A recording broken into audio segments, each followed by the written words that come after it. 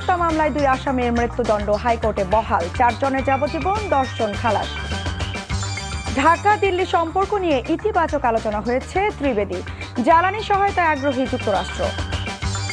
6 মাসে প্রতিশ্রুতির অধিকাংশ পূরণ করেনি সরকার, নাহিদ। উচ্চ পর্যায়ে দলীয় নিয়োগ ঠিক হয়নি, দেবপ্রিয়।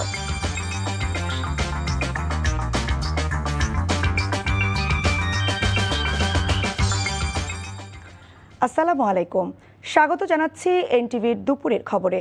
আই গ্যাস ইউনাইটেড শিরোনাম দেখছিলেন, এবার পুরো খবর। ফেনীর আলোচিত মাদ্রাসা ছাত্রী নুসরাত জাহানকে আগুনে পুড়িয়ে হত্যা মামলায় অধ্যক্ষ সিরাজউদ্দৌলা সহ 2 জনের মৃত্যুদণ্ড বহাল রেখেছে হাইকোর্ট। একই সাথে 4 জনকে যাবজ্জীবন কারাদণ্ডের পাশাপাশি 10 জনকে খালাস দেওয়া হয়েছে। বিচারপতি ভীষ্মদেব চক্রবর্তীর নেতৃত্বাধীন হাইকোর্টের দ্বৈত বেঞ্চ আজ এ রায় ঘোষণা করেন। রায়ের ন্যায় বিচার নিশ্চিত হয়েছে বলে জানিয়েছেন অ্যাটর্নি জেনারেল। আর রায়ের বিরুদ্ধে আপিল করার কথা জানিয়েছে আসামি পক্ষ। আরও জানাচ্ছেন হাসান জাবেদ। 2019 সালের 27 মার্চ ফেনীর সোনাগাজী ইসলামিয়া ফাজিল মাদ্রাসার তৎকালীন অধ্যক্ষ সিরাজউদ্দৌলা নিজ কক্ষে ডেকে নিয়ে শিক্ষার্থী নুসরাত জাহান রাফিকে শ্লীলতাহানি করেন। এ ঘটনায় মামলা হলে তাকে গ্রেফতার করা হয়। মামলা তুলে না নেওয়ায় 6 এপ্রিল মাদ্রাসার ছাদে ডেকে নিয়ে নুসরাতের হাত পা বেঁধে গায়ে কেরোসিন ঢেলে আগুন ধরিয়ে দেওয়া হয়। 10 এপ্রিল ঢাকা মেডিকেল কলেজ হাসপাতালের বার্ন ইউনিটে চিকিৎসাধীন অবস্থায় মৃত্যুবরণ করেন নুসরাত। একই বছরের 24 অক্টোবর অধ্যক্ষ সিরাজউদ্দৌলা সহ 16 জনকে মৃত্যুদণ্ড দেয় ফেনীর নারী ও শিশু নির্যাতন দমন ট্রাইব্যুনাল। সেই রায়ের বিরুদ্ধে আসামিদের আপিল ও ডেথ রেফারেন্সের শুনানি শেষে হাইকোর্ট রায় ঘোষণা করেন। এই 16 জন নিম্ন আদালত কর্তৃক মৃত্যুদণ্ডপ্রাপ্ত আসামির মধ্যে আদালত 2 জন আসামির মৃত্যুদণ্ডের রায়কে বহাল রেখেছেন। তারা হলেন এই মাদ্রাসার তৎকালীন অধ্যক্ষ SM সিরাজউদ্দৌলা এবং সাদাত হোসেন শামীম। আদালত মৃত্যুদণ্ডপ্রাপ্ত আসামিদের মধ্যে 4 জনের সাজা মৃত্যুদণ্ড থেকে কমিয়ে যাবজ্জীবন কারাদণ্ডের দণ্ডিত করেছেন। 10 জনের বিরুদ্ধে কোনো অভিযোগ প্রমাণিত না হওয়ায় বেকসুর খালাস প্রদান করা হয়েছেন। আদালত তার পর্যবেক্ষণে বলেন, বিচারিক আদালতের বিচারক মামুনুর রশিদ তার বিচারিক মন প্রয়োগ করতে ব্যর্থ হয়েছেন, তাই তাকে ফৌজদারি মামলা থেকে সরিয়ে দেওয়ার নির্দেশ দিয়েছে আদালত। এই মামলার নিম্ন আদালতের বিচারক যিনি ছিলেন বিচারক মামুনুর রশিদ, তার সম্পর্কে আদালত বলেছেন যে একটি হত্যাকাণ্ডের ঘটনায় 16 জনের মৃত্যুদণ্ড প্রদানটা এটা অনেকটা মাইন্ডলেস সেন্টেন্স। এই পরিস্থিতিতে আদালতের পর্যবেক্ষণ অনুযায়ী এই বিচারক মামুনুর রশিদকে অবিলম্বে পেনাল এবং সেন্টেন্সিং অর্থাৎ ফৌজদারি মামলার বিচার এবং সেক্ষেত্রে তার দণ্ড দেওয়ার ক্ষেত্র থেকে তাকে সরিয়ে আনার জন্যই আইন, বিচার এবং সংসদ বিষয়ক মন্ত্রণালয়ের প্রতি নির্দেশনা প্রকাশ করেছেন। রায়ের বিরুদ্ধে আপিল করার কথা জানিয়েছেন সাজাপ্রাপ্ত আসামিদের আইনজীবীরা। আমার আসামি ছিল 3 জন, একজন ছিল মণি, আরেকজন ছিল জুবায়ের, আরেকজন ছিল মোহাম্মদ শামীম। মোহাম্মদ শামীম খালাস পেয়েছে, মণি খালাস পেয়েছে, আর জুবায়েরকে যাবজ্জীবন সাজা দিয়েছেন। আমরা জুবায়েরের জন্য উচ্চ আদালতে আপিল করব। দ্রুত রায় বাস্তবায়ন হবে এমনটাই প্রত্যাশা নুসরাতের স্বজনদের। Hasan Jabed, NTV news, Dhaka. পানি সরবরাহ, নবায়নযোগ্য জ্বালানি ও বর্জ্য ব্যবস্থাপনায় বাংলাদেশকে সহায়তা করতে চায় যুক্তরাষ্ট্র। 2 দেশের সম্পর্ক এগিয়ে নিতে কাজ চলছে বলে জানিয়েছেন স্থানীয় সরকার প্রতিমন্ত্রী মীর শাহে আলম। তিনি বলেন, বিএনপি নির্বাচনী ইশতেহার বাস্তবায়নের উদ্যোগেরও প্রশংসা করেছে যুক্তরাষ্ট্র। সকালে সচিবালয়ে মার্কিন যুক্তরাষ্ট্রের রাষ্ট্রদূতের সাথে বৈঠক শেষে এসব কথা জানান তিনি। এদিন বাংলাদেশ ভারত সম্পর্ক এগিয়ে নিতে ইতিবাচক আলোচনার কথা জানিয়েছেন ঢাকায় নিযুক্ত ভারতের হাই কমিশনার। ইফতেখার রেজার রিপোর্ট। সচিবালয়ে বাণিজ্যমন্ত্রী খন্দকার আব্দুল মুক্তাদিরের সাথে সাক্ষাৎ করেন ঢাকায় নিযুক্ত ভারতীয় হাই কমিশনার দীনেশ ত্রিবেদী। ভারত বাংলাদেশ সম্পর্কের শীতলতা ভেঙে 2 দেশের বাণিজ্যিক সম্পর্ক বাড়ানোর কথা জানান বাণিজ্যমন্ত্রী। 2 দেশের স্বার্থ রক্ষা করে সম্পর্ক এগিয়ে নেওয়ারও কথা বলেন দুপক্ষ। 2 দেশের মধ্যে এখনো প্রায় $12 বিলিয়ন দ্বিপক্ষীয় বাণিজ্য হয়। গত বছরও $13 বিলিয়ন মতো, প্রায় $15 বিলিয়ন। গত বছরও ভারতের রপ্তানি ছিল প্রায় 15-11 বিলিয়ন। তাদের সাথে আমাদের অনগোয়িং তো অনেক ইস্যু আছে, সেগুলি একদিক, আবার উন্নয়নের সুযোগ যেই সমস্ত জায়গায় আছে সেগুলি নিয়েও সময় সময় আলোচনা প্রয়োজন, সেই আলোচনা হয়েছে। ওনারা ল্যান্ড বর্ডারগুলি পুরোপুরি ফাংশনাল করা, আপনার বর্ডার হাটগুলি পুনরায় চালু করা, তারপরে ল্যান্ড বর্ডার দিয়ে সুতা আমদানি যেটা এখন প্রহিবিটেড সেটাকে আবার পুনরায় চালু করা।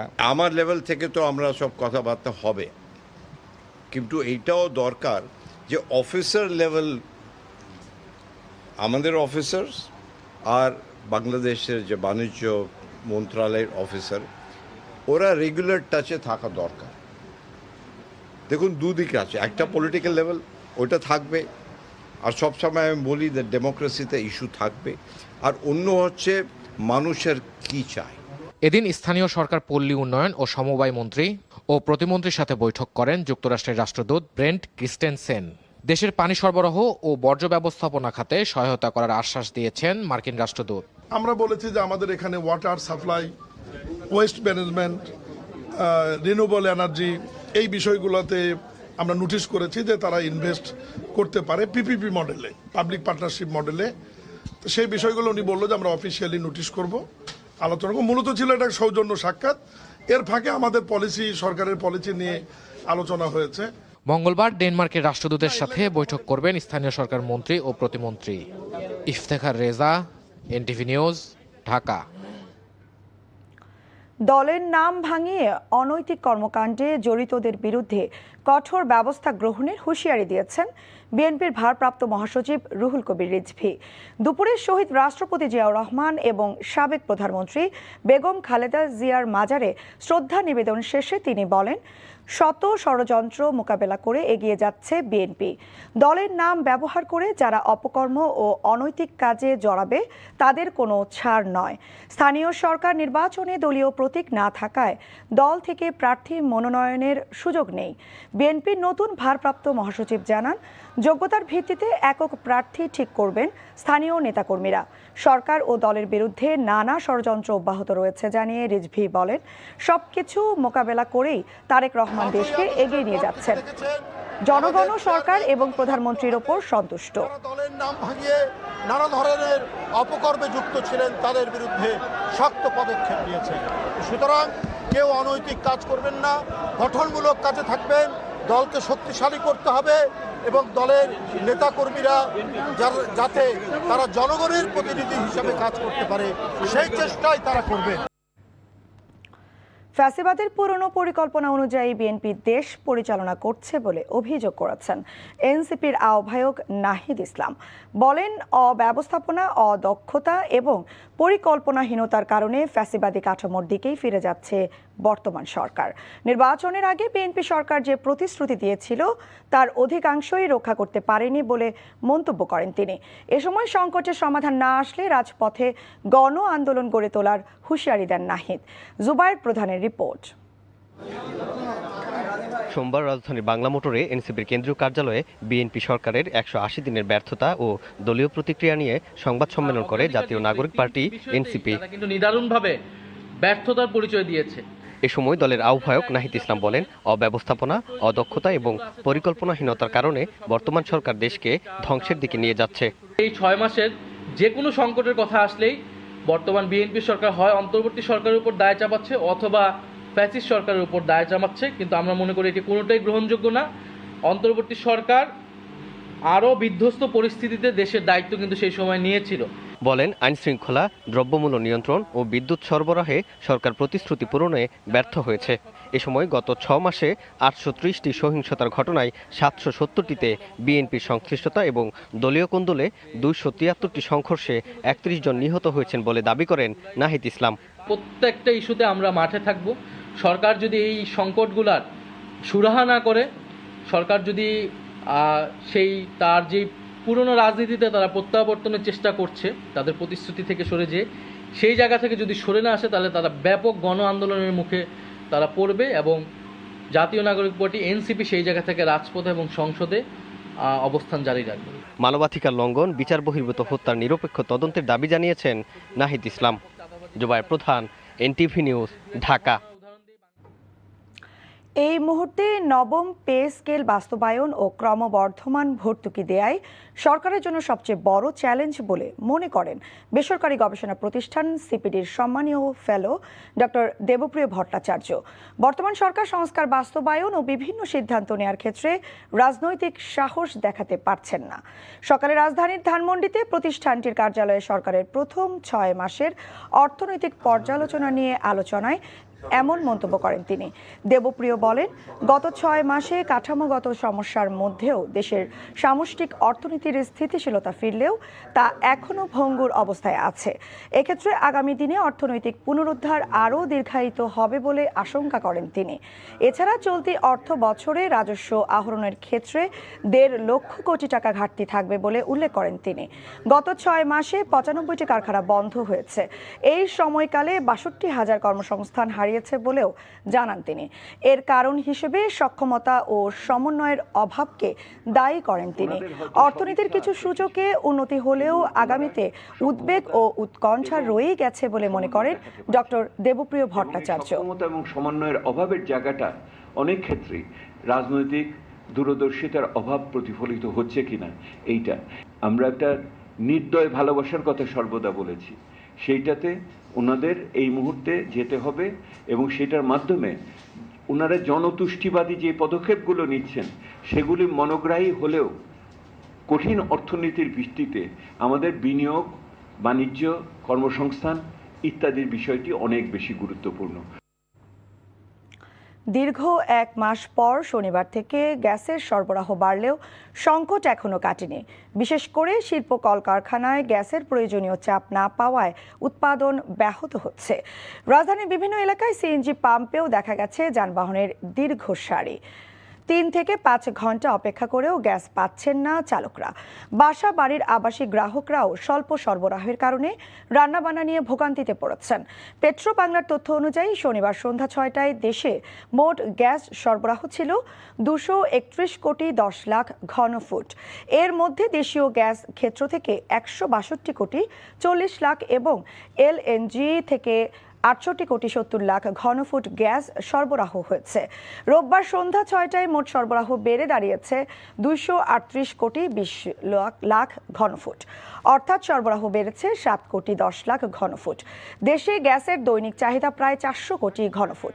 সেই হিসাবে এখনও চাহিদার তুলনায় ঘাটতি রয়েছে প্রায় 162 কোটি ঘনফুট। ঘাটতির কারণে শিল্প ও সিএনজি খাতে এখনও পুরোপুরি স্বস্তি ফেরেনি। এখন পর্যন্ত আপনি তো দেখতেছেন পাম্পের কাছেও আসতে পারি নাই না, আগের চাইতে অনেক সিরিয়াল কমছে, ওখানে আমরা অল্পতে পাইতেছি আর কি। পর্যটন মন্ত্রণালয় এবং সংস্কৃতি মন্ত্রণালয়ের মধ্যে একটি কমিটি গঠন করে ঐতিহ্যবাহী ও প্রত্নতাত্ত্বিক স্থাপনাগুলোতে বিদেশি পর্যটক আকৃষ্ট করতে কাজ করবে 2 মন্ত্রণালয় বলে মন্তব্য করেছেন বেসরকারি বিমান ও পর্যটন মন্ত্রী এম রশিদুজ্জামান মিল্লাত। সচিবালয়ে সংস্কৃতি বিষয়ক মন্ত্রণালয়ের মন্ত্রী নিতাই রায় চৌধুরী এবং প্রতিমন্ত্রী আলী নেওয়াজ মাহমুদ খৈয়ম এর সাথে বৈঠক শেষে এমন মন্তব্য করেন তিনি। পর্যটন মন্ত্রী আরও বলেন, পর্যটন খাতে 2 থেকে 3% জিডিপি অর্জন করে দেশ সেটি 7 থেকে 8% উন্নত করতে চায় সরকার। আর সংস্কৃতি মন্ত্রী নিতাই রায় বলেন, বিশ্বের অনেক দেশ ছোট ছোট পর্যটনকে কাজে লাগিয়ে এখন বড় অবস্থানে গিয়েছে। বাংলাদেশের পক্ষেও তা সম্ভব। প্রত্নতাত্ত্বিক স্থাপনা দেখার জন্য যে পর্যটনরা যায়, সেখানে প্রত্নতাত্ত্বিক স্থাপনাও আছে, আবার আমাদের পর্যটকরা যাচ্ছে দেখার জন্য। 2 মন্ত্রণালয় অঙ্গাঙ্গিভাবে জড়িত, মকা এবং মকে, আমরা যদি শর্ট ভার্সনে বলি, এই দুটো এমইউ করে আমরা এই কাজগুলি শুরু করতে চাই। বিরোধী দল থেকে নাম না পাওয়ায় এখনও 72-এর সংবিধান সংস্কারে কাজ শুরু হয়নি। 6 মাসে একটি গুমের ঘটনা ঘটেছে। রাজধানীর সিরডাপ মিলনায়তনে সরকারের 180 দিনের মূল্যায়ন নিয়ে আলোচনায় আইনমন্ত্রী মোহাম্মদ আসাদুজ্জামান এসব কথা বলেন। মন্ত্রী বলেন, বিরোধীদের সমালোচনাকে তারা ইতিবাচকভাবে গ্রহণ করেন। গুম প্রতিরোধ আইন অধিকতর যাচাই করে সংসদে আবার বিল আকারে আনা হবে বলে জানান মন্ত্রী। বলেন, গুমের বিষয়ে সরকারের অবস্থান জিরো টলারেন্স। সরকার কোথাও সভা সমাবেশ করতে বাধা দিচ্ছে না জানিয়ে মন্ত্রী বলেন, এখন মত প্রকাশে কেউ বাধা দেয় না। সরকার চেষ্টা করে যাচ্ছে জুলাই সনদের পথ ধরে এগিয়ে যেতে। এদিকে প্রধানমন্ত্রীর উপদেষ্টা জহিরউদ্দিন স্বপন বলেন, সরকারের পররাষ্ট্রনীতি হলো আত্মনির্ভরতা। দেশের জ্বালানি সংকট উত্তরণের চেষ্টা চলছে। ওনারা বললেন যে আমরা নেক্সট অধিবেশনে জানাবো, এটা এখন করার দরকার নাই। আমরা 17 সদস্যযুক্ত কমিটি করব বলে সিদ্ধান্ত নিয়েছি। আমরা বিরোধী দলকে বললাম আপনারা 5 জন নাম দেন। ওনারা পরবর্তী অধিবেশনে দিতে চাইলেন। আমরা দফায় দফায় মিটিং করেছি, আমরা সেই নামগুলো পাইনি। ভঙ্গুর অর্থনৈতিক অবস্থা থেকে দেশকে পুনরুদ্ধারে সরকার কাজ করছে বলে জানিয়েছেন অর্থমন্ত্রী আমির খসরু মাহমুদ চৌধুরী। তিনি বলেন, উচ্চাকাঙ্ক্ষী লক্ষ্য নির্ধারণের বদলে বর্তমানে অর্থনীতিকে স্থিতিশীল করার উপরই বেশি গুরুত্ব দেওয়া হচ্ছে। সোমবার দুপুরে রাজধানীর একটি হোটেলে অর্থ মন্ত্রণালয়ের উদ্যোগে শিল্পভিত্তিক গবেষণা ও উদ্ভাবনের স্বীকৃতি প্রদান অনুষ্ঠানে এসব কথা বলেন তিনি। এ সময় বেকারত্ব দূরীকরণে সরকারের নেয়া বিভিন্ন উদ্যোগের কথা তুলে ধরে অর্থমন্ত্রী বলেন, দ্রুতই দেশের অর্থনীতি স্থিতিশীল হবে। তিনি বলেন, অর্থনৈতিক উন্নয়নে গবেষণা ভিত্তিক বিশ্ববিদ্যালয় গড়ে তোলা জরুরি। এজন্য শিক্ষা প্রতিষ্ঠানগুলোকে গবেষণার দিকে আরও বেশি মনোযোগ দেওয়ার আহ্বান জানান তিনি। শিল্প ও কলকারখানা উন্নয়নে সরকার বিভিন্ন উদ্যোগ নিচ্ছে জানিয়ে অর্থমন্ত্রী বলেন, দেশের অর্থনীতিকে এগিয়ে নিতে সরকারি খাতকে আরও সক্রিয়ভাবে এগিয়ে আসতে হবে। রংপুরে অবসরপ্রাপ্ত স্কুল শিক্ষক গণপতি চক্রবর্তী সহ একই পরিবারের 4 জনকে হত্যার প্রতিবাদ ও আসামিদের দৃষ্টান্তমূলক শাস্তির দাবিতে শোক র্যালি ও মানববন্ধন কর্মসূচি পালিত হয়েছে। দুপুরে রংপুর জেলা স্কুলের প্রধান গেট থেকে প্রতিষ্ঠানটির প্রাক্তন ও বর্তমান শিক্ষার্থীদের একটি শোক র্যালি বের হয়। র্যালিটি বিভিন্ন সড়ক প্রদক্ষিণ শেষে জেলা স্কুলের সামনে গিয়ে শেষ হয়। পরে সেখানে মানববন্ধন কর্মসূচি পালন করেন তারা। এতে বক্তারা হত্যার প্রকৃত রহস্য উদ্ঘাটন করে দোষীদের কঠোর শাস্তির দাবি জানান। শনিবার রাতে রংপুর নগরীর মাসুয়াপাড়া এলাকায় অবসরপ্রাপ্ত স্কুল শিক্ষক গণপতি চক্রবর্তী, তার স্ত্রী প্রীতিলতা চক্রবর্তী, মেয়ে প্রাপ্তি ও ছেলে প্রিয়মকে হত্যা করা হয়। এ ঘটনায় গ্রেফতার করা হয় মুগ্ধ ও সিদ্ধার্থ নামে 2 জনকে। 3 কর্মদিবসের মধ্যে যদি আপনার বিচার এবং সুষ্ঠু তদন্ত করে দোষীদের সাব্যস্ত করতে না পারেন, তাহলে আমরা রংপুর শহরে ব্যাপক আন্দোলন করব। খবর শেষ করছি, যাবার আগে আইগ্যাস ইউনাইটেড শিরোনামগুলো আরও একবার। ফেনী নুসরাত হত্যা মামলায় 2 আসামির মৃত্যুদণ্ড হাইকোর্টে বহাল, 4 জনের যাবজ্জীবন, 10 জন খালাস। ঢাকা দিল্লি সম্পর্ক নিয়ে ইতিবাচক আলোচনা হয়েছে ত্রিবেদী। জ্বালানি সহায়তায় আগ্রহী যুক্তরাষ্ট্র। 6 মাসে প্রতিশ্রুতির অধিকাংশ পূরণ করেনি সরকার, নাহিদ। উচ্চ পর্যায়ে দলীয় নিয়োগ ঠিক হয়নি, দেবপ্রিয়। এই ছিল দুপুরের খবরে। এই খবরের ভিডিও সহ আপডেট জানতে ভিজিট করুন এনটিভি অনলাইন www.ntvbd.com। এছাড়াও এনটিভির জনপ্রিয় সব অনুষ্ঠান ও খবরের আপডেট জানতে ভিজিট করুন আমাদের ইউটিউব ও ভেরিফাইড ফেসবুক পেজ। 5টায় দেশের খবর দেখার আমন্ত্রণ রইল।